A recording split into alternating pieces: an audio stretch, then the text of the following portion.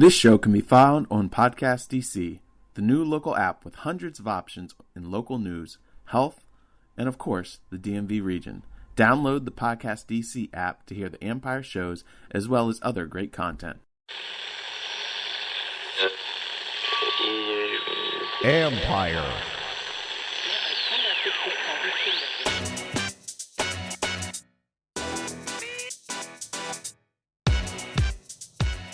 Ochocinco is stepping into the ring. What's up, everybody? It's Mike Jones. Thanks for coming back for another episode of the Football Jones podcast.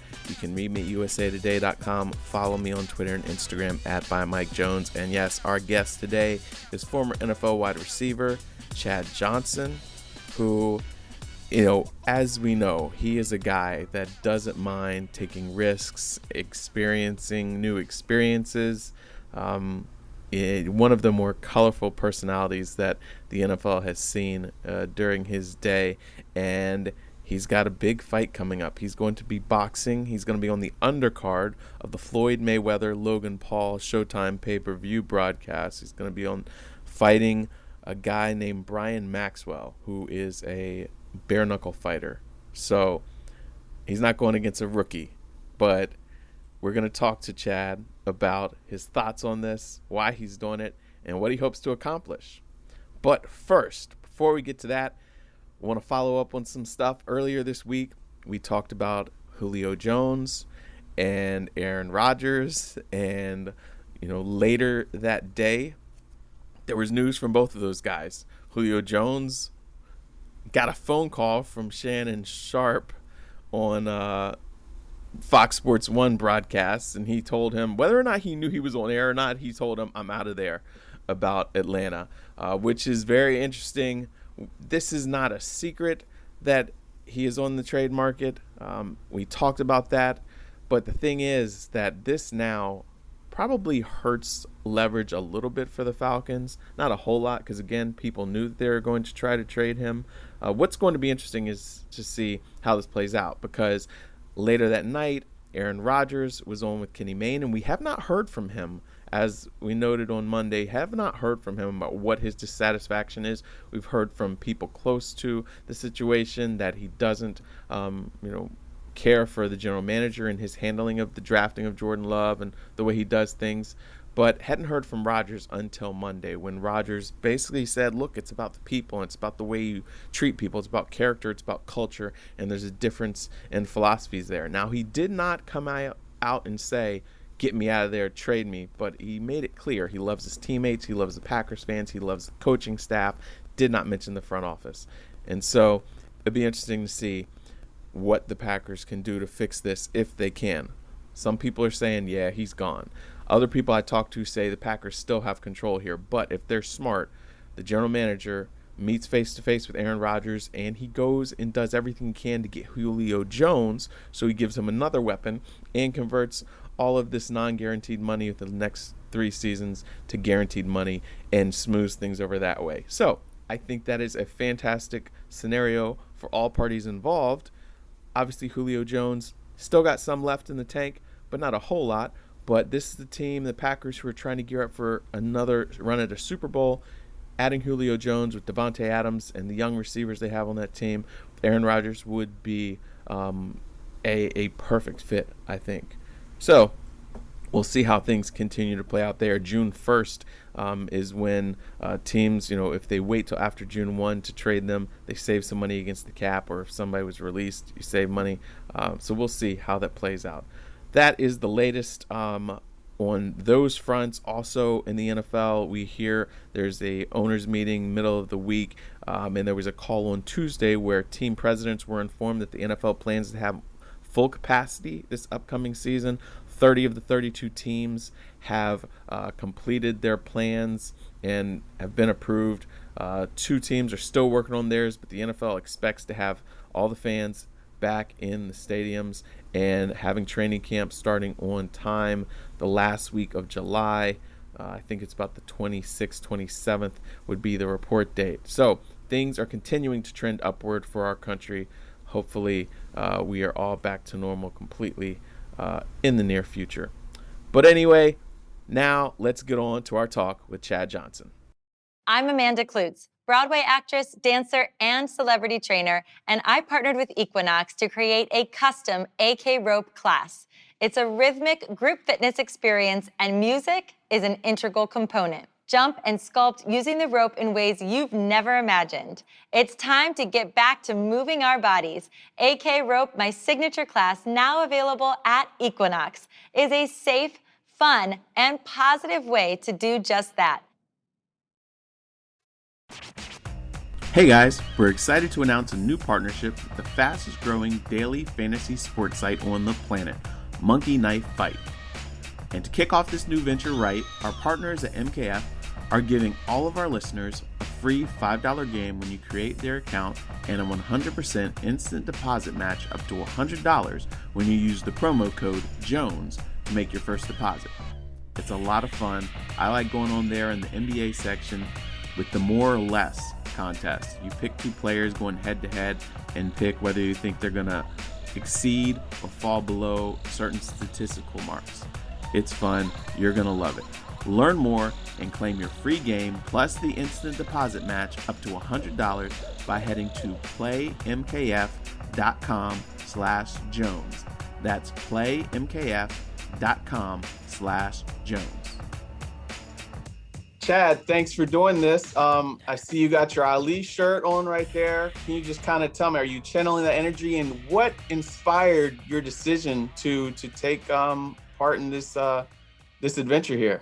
You know, the adventure chose to take me. You know, the opportunity presented itself, and I couldn't pass that up. There are a lot of things in life that happen that you can do one time and say, you know what, I did it. You know, now there's 98% of the population that wouldn't dare do it, obviously in fear of losing, in fear of embarrassing themselves. But I'm one that has always taken chances in all that I do. I mean, it's just me. It's just been my nature and just who I am. But when I do something, I lock in, I focus, and I put my all into it. And 98% of the time, I come out okay. Gotcha. So now this isn't the first time. I mean, this is first time competitive boxing, but you've used boxing for training. Does that help you at all? It's going to help me when I put it all together. Okay. So in where I am now, at the level of sparring and work that I'm doing now, it's not helping. It's not helping because it's too much of elite talent at once. Obviously being here in Houston, training with the Charlo twins and their sparring partners, and they're at a level that I would have to be reborn and start over from 4 years old. And then, you know what I mean? So it's like I'm coming out, I have a boxing match coming up. And for me, and my training is going right with the best of the best. Right. There's a huge gap of work and years of tutelage that I would need to compete at their level, but it's what I need to prepare for June 6th. I have to get in with the twins, get my ass whooped, get lumped up, watch the film with them, correct the mistakes, and then go back to sparring the next day, well, the day after, the following day, and correct it. Now, you're not going against a guy without, that's got no experience. He's got that bare knuckle background. Yeah. What does that concern you at all? No. Well, bare knuckle background. You ever had a fight before? No, I never have. I've sparred a little bit, but I have not had a fight. Have you ever had a fight in life? Oh, yes. Yeah, we all have. All have. And obviously he has a background doing that. I have a background fighting bare knuckle, but that's not what we're doing. Mm-hmm. We are doing boxing, which has a different art form to it. And that's what it's going to be. What is your level of excitement like? And how has it built throughout the time you decided to now? Yo, I'm really excited. Like, you ever been on Match.com? No, it wasn't around when I started dating. No? Okay. I'm old, man. Well, that's the type of excitement is when you find somebody on Match and you know y'all gonna meet and you never met before because everything's just being via text. And you go to the restaurant and there's a certain excitement and like nervousness and somewhat of a little fear and hoping they're not catfishing you. That's how I feel. I feel good because I don't know what to expect. I know the work I've been putting in and I know what it's supposed to look like once I get in there, but I don't know what to expect. And for that, that's exciting. to me. Right. Now, how much different is this type of training for endurance than your football type of training, things you would put your body through? By far, it's there on another planet, another stratosphere when it comes to cardio and being in conditioning. Another planet, completely different. You know, we've got to think boxing, 3-minute rounds, 1-minute rest, or what we're doing here is 3-minute rounds, 30-second rest. Okay. It's crazy. You know, the running, the miles, it's on a different level. So do you feel like this is so intense that hopefully it is a higher level, and then so it's almost like you can cruise, or not cruise, but because you went so hard in the preparation that you'll be okay for this? Yeah. I truly believe so, because it doesn't get any better than this. Like, where do I go? Where do I go from here? You know, as far as preparing for something, I'm at the top, you know, and they're not taking it easy on me. And it's frustrating. I'm not gonna sit here and lie. I'm not gonna act like, oh yeah, I'm in there and I look good. You know, the twins. No, we moving. You know, I try to use all the things that they're telling me, you know, but there's a certain look in their eye where they have seemed to have forgotten it's me, and they don't care. And that hurts, and that's okay. It's okay, but it's the work that I need to be on point and to be sharp June 6th. Now, what kind of advice have you received leading up to this from people other than them on just how you should approach it, what your mindset should be, what the risks that you're subjecting yourself to, and how to handle all that? Well, I already know, though. I already know everything you do in life is risky. You know, everything you do, everything. But it's one that I'm willing to take. I took a risk every day on Sunday at 1 o'clock. Right. It was a risk. My life was on the line every play. Again, now I'm in a combat sport, you know, my life again is on the line. So I'm used to being under that type of pressure, just in a different environment with a different skill set, and my competitive nature is going to kick in. Surviving is going to kick in. You know, it's instinct, and just taking everything I've learned, channeling that in a controlled environment, and doing everything under control, calm, and natural. Is it easy? No, it's not easy. Right. Boxing is probably the hardest thing to learn and master. Now, the football field, your success was kind of dependent on 11 other guys or 10 other guys. Mm-hmm. This is just you right here. Mm-hmm. Do you like that? I like it a lot. I like it a lot. Very, very, very, very confident in the sense. Very confident in the sense, but also realistic. Confident, realistic, and understanding what's at stake. Understanding the danger that I'm putting myself in, which is why I'm taking it so serious. Now, I know you saw the Nate Robinson, you know, and he got knocked out. What do you do to make sure that doesn't happen to you? I got knocked out by Ray Lewis. Okay. I got knocked out by Brian Russell. Well, yeah, those are only 2 knockouts. Gotcha. So that doesn't matter. I mean, you've already been there before. I've been hit. God, I wish you could see the sparring footage. Like it's.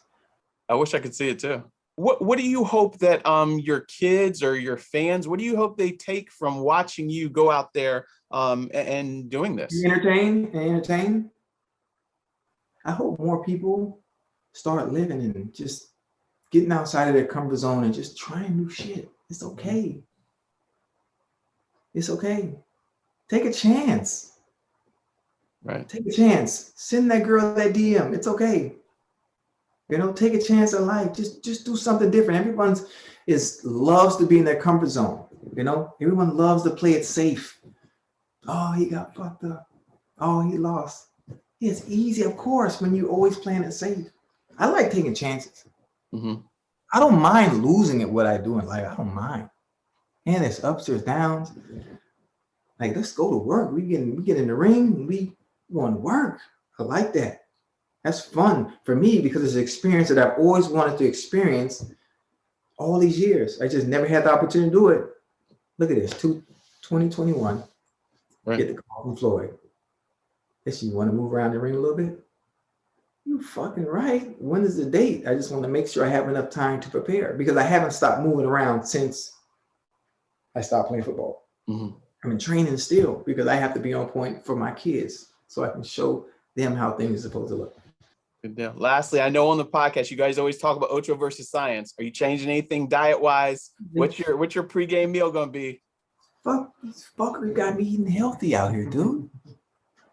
Like it's like what are we doing? Like I want to compromise. I want to see if we can come to some type of middle ground. There's no middle ground. I'm in camp, and they're at camp. It's like everything is green. Like how do you survive on that? Right. I mean, it's still Ocho versus science. Still, I'm not buying science because science and just, whoever pays the most and funds the scientists, obviously, hey, look, this product is great for you. This is what it does. Yeah, right. But that's another topic. Good deal. Well, I know you're busy. You got to run. Best of luck to you. We'll be watching and can't wait to hear the follow-up on I Am Athlete on your take on how it all goes. Yes, sir. Thank you. Hey, this is Joel Corey from Inside the Cap. I know you're enjoying Football Jones, hosted by Mike Jones, which goes in depth with coaches, executives, players, and NFL insiders. Once you're done with listening to Football Jones, check out my podcast, Inside the Cap, which explains the ins and outs of the NFL salary cap and player contract negotiations. So enjoy Football Jones, Inside the Cap, and other fine products brought to you by Empire Media. All right, thanks to Ochocinco for joining us. I don't know if you guys follow the I Am Athlete podcast that he does with Brandon Marshall, who has been on this podcast a couple times, and Chad Ochocinco, and Fred Taylor, and Channing Crowder, and a couple other times they have a different, guests, whether it's NFL players or NBA or NASCAR drivers, but they have a really good time, really fun listen. And Chad is always on there talking about, he loves his fast food and he doesn't think that he needs to eat healthy to be a world-class athlete. So I thought that was pretty funny where he talked about there at the training camp, everything is green and he's missing his fast food. But we will see how this thing plays out. I got to tell you, I love his mindset on this. Look, you got to take chances in life. You got to experience as much as you can. So many times we hold ourselves back. We are fearful of failure. We're fearful of what people will think. But Chad just I'm going out and doing it. Look, I've been knocked out before. This won't be the first time. It might not be the last time. And he's going out here. And so I think that we all need to adopt that kind of mindset. I'm not saying we all need to jump in the boxing ring, but as we go about things, look, live for the moment, seize the day, and let the chips fall where they may. Hope you guys have a great day. I will talk to you guys again next week. Thanks so much for listening. You can read me again, usatoday.com. Follow me on Twitter and Instagram @ByMikeJones. Do me a favor, share the podcast with a friend, and I will talk to you guys again next time.